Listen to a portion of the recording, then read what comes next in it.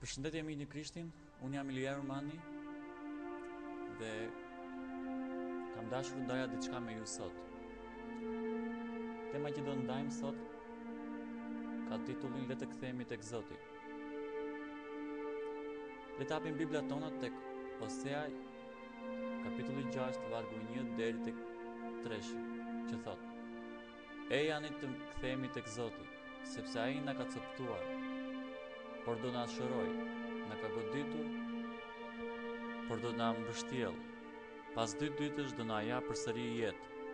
Ditën e tretë do të na ringjall, dhe ne do të jetojmë në praninë e Tij. E njohim Zotin, por të përpiqemi ta njohim më mirë. Ardhja e Tij është e sigurt si agimi. Ai do të vijë si shiu i fundit dhe i parë mbi tokë. Mëkati dhe immoraliteti e kanë kthyer kombin ton në një kanal të ujrave të zeza.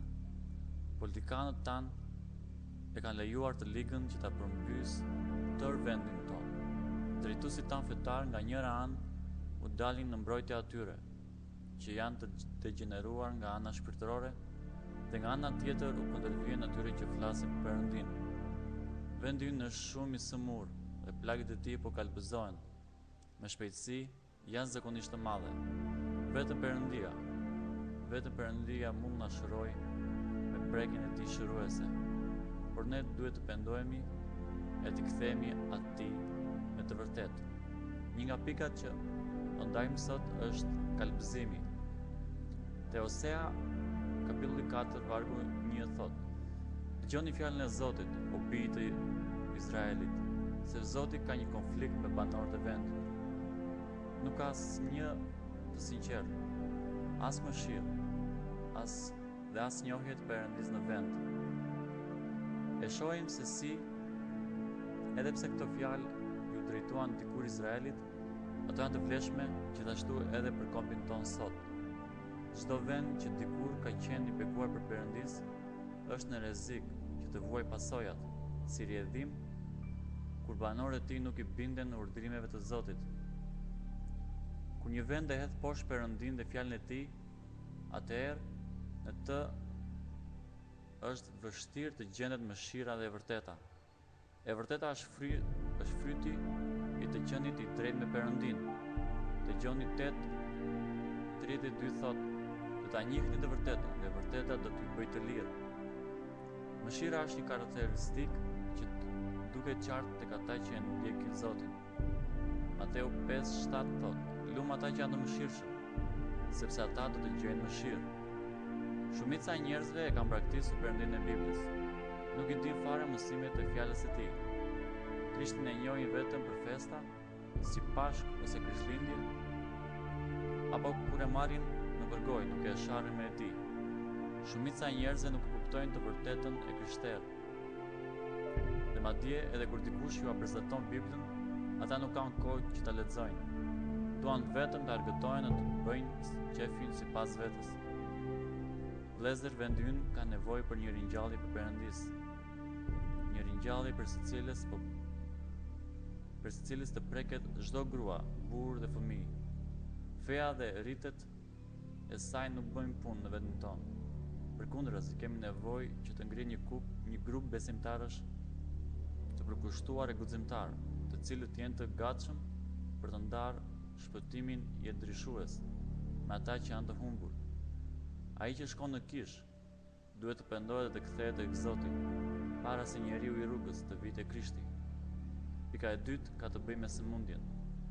Tek Osea 4 vargu 2 thot: Nuk bëhet tjetër përveç gënjeshtrave, vrasjeve, vjedhjeve, shkeljeve të kurorës, shkeljeve të çdo kufizimi dhe derdhje gjak mbi gjak.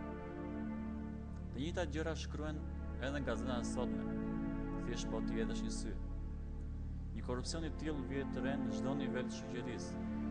Dhe nëpërmjet tij mund të matim gjendjen shpirtërore të kombit ton.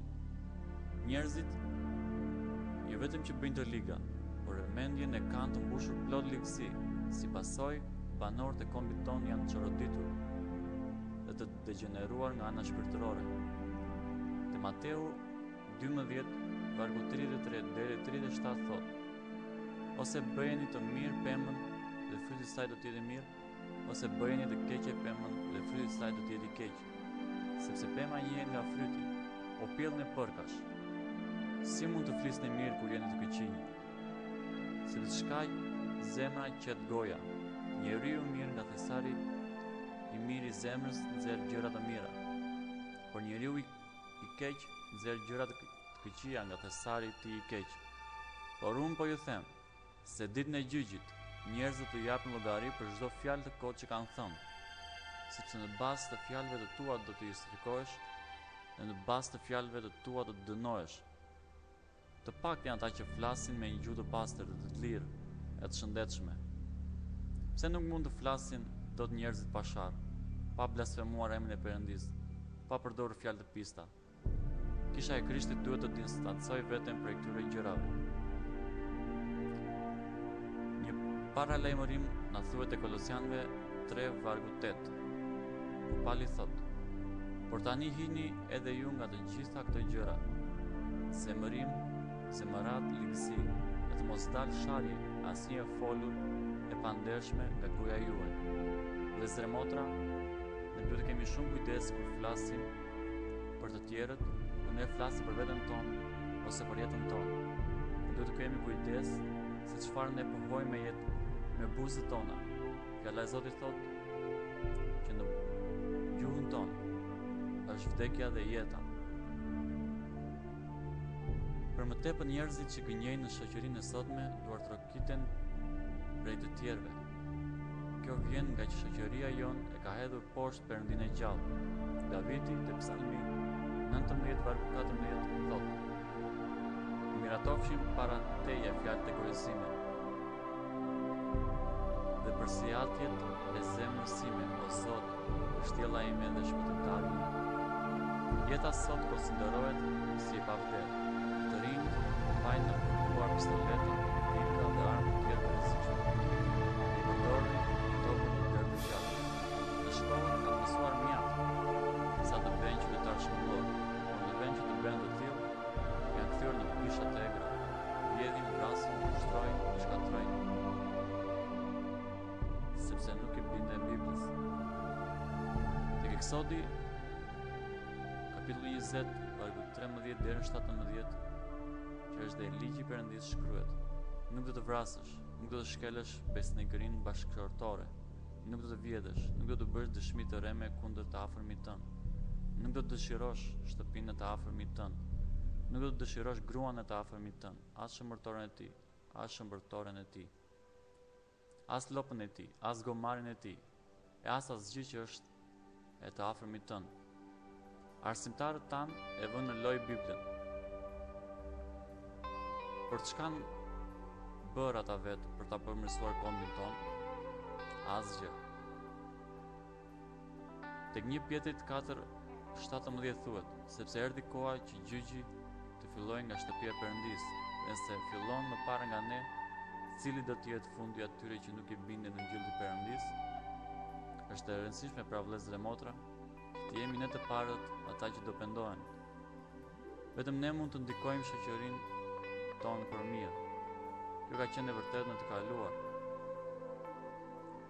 Dhe është e vërtetë edhe sot. Nëse ne kthehemi tek Zoti, ai ka për të na falur, ka për të na pastruar dhe ka për të na ringjallur.